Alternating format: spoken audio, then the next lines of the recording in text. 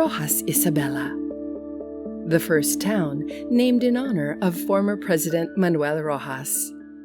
A melting pot of ethnicities, cultures, and art in the heart of the Cagayan Valley region. A thriving economic hub, a local cultural center, a community of people working together towards progress, a sprawling town that welcomes everyone with open arms.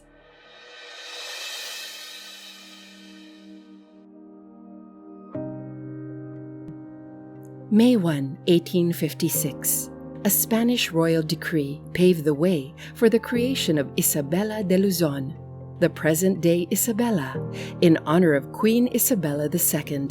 But as early as 1726, Santa Rosa de Lima Church was already established in the town of Gamu.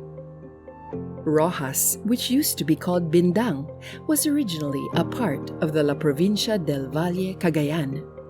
In 1839, the province was divided into two. The first retained the name Cagayan, and the other was named Nueva Vizcaya. Bindang was then renamed as Barrio Vera and became part of Gamu, Isabela. July 1, 1948. Then President Elpidio Quirino signed Executive Order 136, designating Barrio Vera as an independent municipality. Its name was changed to Roxas in honor of his predecessor, Manuel Roxas, who died on April 15, 1948.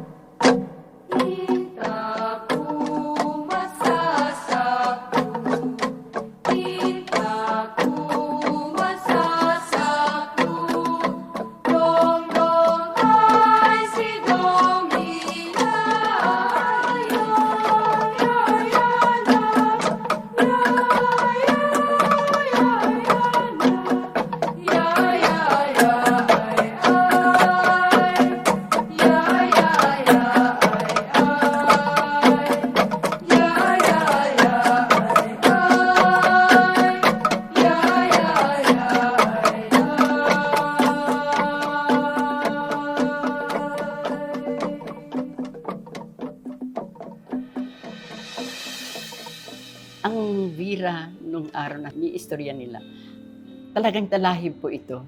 May mga kalingka noong araw na nakatira rito. Ang problema po ng Roxas nung araw ay talagang nagpuputol sila ng ulo. Nagkaroon sila ng conflict between the lower and the higher land. Mayor Basi-Basing was the mayor of Natunin. Tapos ang papa ko naman ay nagiging appointed mayor ng Roxas. Nagkaroon po sila ng peace pact. Naayos naman po ang problema nung nagkaroon ng peace pact. Nung kararating namin dito sa Roxas, ang kauna-unahang napansin ko, bagamat ako'y bata pa nung panahon na yon, tahimik at wala kang maririnig na anumang kaguluhan. Madalang ang bahay. Ang palengke po ay isang building na malinggit. Bubungkal ng lupa, tumana, bukid. Yun po ang ikinabuhay namin dito sa Roxas. Noon natatandaan ko, pag nag-iigib kami sa ilog, naglalagay kami ng banga dito sa ulo, hindi kaldero ang pinaglulutuan namin, yung banga. Nilalagyan pa ng dahon ng saging bago ilagay yung bigas. Hanggang dumami po ang tao dahil nakikita nila na very strategic po kasi ang bayan ng Roxas. That was former Rivera. First time pa lang na nakita nila ang Roxas, gusto na nilang tumira rito. Bayat ti pinag-term na nga panag-mayor na. Anyamot dagiti malagip mo nga naipatakder na nga pagsayaatan ti ili nga Roxas. Tapno kasta mapapintas na ken makatulong ti pada na nga. Well, his plan was to improve Roxas But first of all, he concentrated on talking with all the professionals, and the professionals help him, even going to the barrio to explain his plan. We are proud of Rojas. It's a good town. I like it because it's a home. It's a good home for the people. We work together. As of now, this is the melting pot. Sila nagpupunta dito dahil nakikita nila na maraming tao dito, lalong-lalo na yung mga negosyante, dito po sila nagtitinda.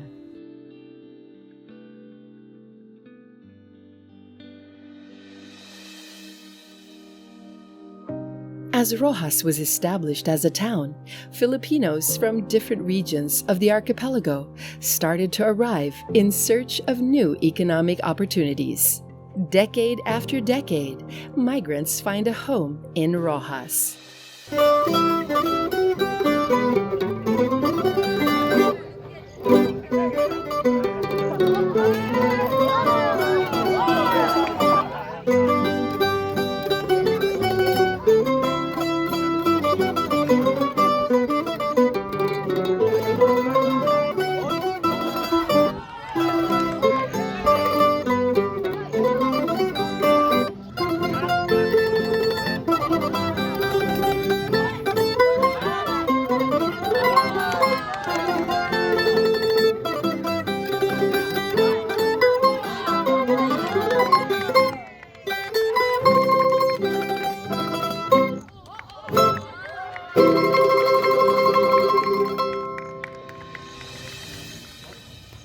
Nakita ko na itong Rojas ay kasalukuyan na umaasinso. Kaya nagbakasakali ako, nagpunta rito, may dala akong business. Sa akin, mahal na mahal ko ang Rojas. Dahil dito ako nagkaroon ng hanap buhay na progreso ako. Yung daddy ko po, isa siyang physician, and then taga-Tarlac siya. In-invite siya na mag-practice dito sa Isabela. Pinili niya ang Rojas dahil ito yung mga areas nung araw na walang masyadong mga practicing doctors. Galing pa ako sa Santa Maria. Dati gumagawa ko ng paso. Siyempre, mahirap din yung maggawa dahil mura lang. Kaya ginawa ko nun, naghanap ako ng ibang trabaho. Kaya yun, napagpagda ko dito sa Rojas. Maraming umulat na dayuhan dito. Kung masipag ka, mabubuhay ka. Yung sa Iloilo, yun lang buhay namin, yung magsasaka pa rin. Nakikita ako na yung parang maganda naman ang development dito. Pinapunta ko na dito ang pamilya ko at dito na nag-aaral. Napunta ako rito sa Isabela, gawa nung nag-opisina ako dito. Tapos nakakita naman ako ng mapapangasawa, kaya nag-stay na ako dito. Lahat ng mga taga-Rojas, very business-minded. Kaya naisipan ko ring magnegosyo.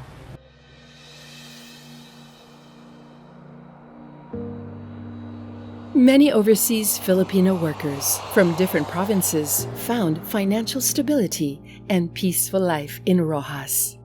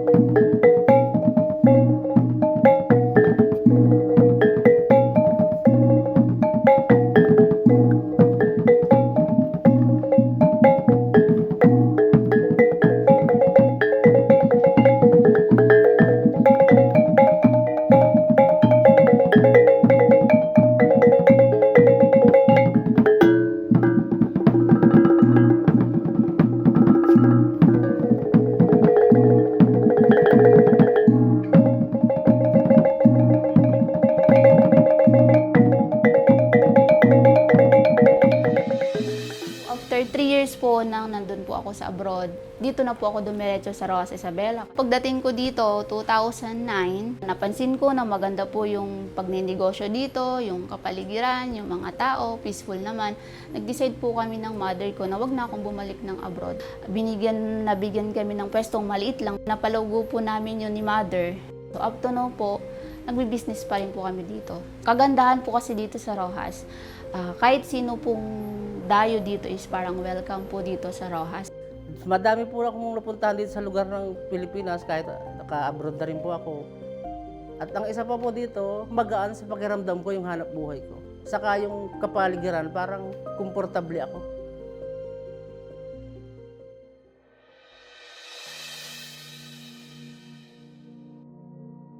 Migrants from Canada, United States, United Kingdom, Japan, Vietnam, India, and China have also found a second home in Rojas. Ako po ay 85% Chinese.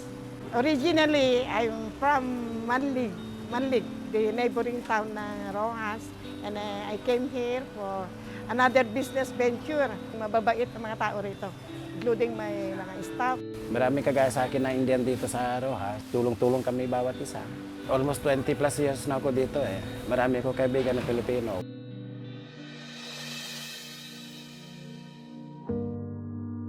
Aside from businesses, agriculture is thriving in Rojas with rice, corn, and tobacco as main crops. Ay magsaka ako dito sa Isabela, that was 1978. At that time, rain-fed pa. Wala pa yung magat. Ngunit after 5 years ata, umandar na yung sipo. Doon mo na makikita na nag-boom na yung pagsasaka dito. Yung pagtatanim ng tabako dito sa Rojas, maunlad yung mga nagtatanim din kasi nabibigyan yung mga tao ng trabaho. Kailangan ng maraming tao para sa pagtanim, paglinis ng damo, pag-i-spray, gumaan yung pamumuhay nila dahil mayroon silang pagkakitaan. Dapat isipin ng isang magsasaka, negosyo rin ito na dapat pagkakitaan. Pag-igihan mo, aralin mo kung paano mo palalaguin para mas gagaan ang buhay mo.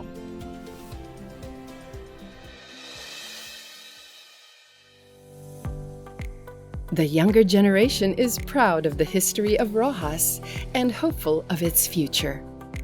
Dito na po ako pinanganak, dito ako nagkaisip, dito ako lumaki. Kita ko na kung gaano ito kaunlad at kung gaano ito nakikipagsabayan sa iba pang mga municipality. Kasabay po ng pag-unlad ng bayan ng Rojas, meron pa rin po yung sense of looking back at yung contemplating the past. Parang ito po yung nagbe-bridge sa bagong henerasyon, sa mga mas matatanda pang henerasyon para sa tuloy-tuloy po na pag-unlad ng bayan.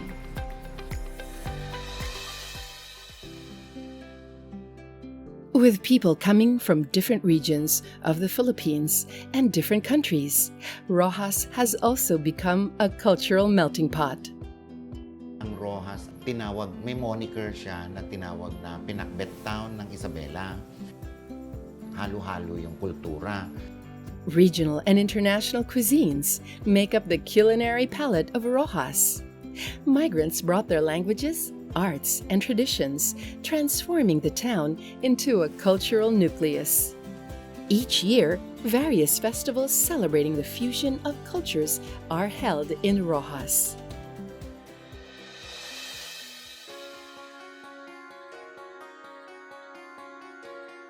The history of Rojas is a history of people coming from different parts of the country and overseas, and making the town their home in the valley. This migration made Rojas what it is today, a first-class municipality with a vibrant economy and unique culture forged by the fusion of different ways of life of its migrants.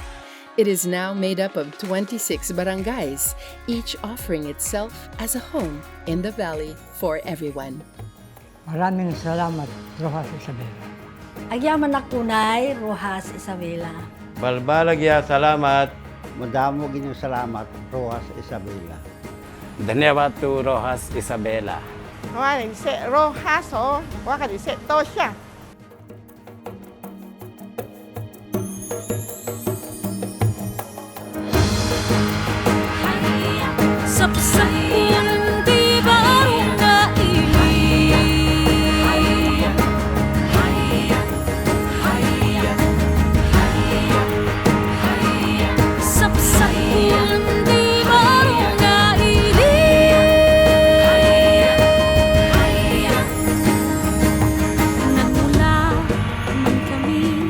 Sa iba't ibang bayan, dala ang pangarap, isa sa katuparan dito sa iyong piling.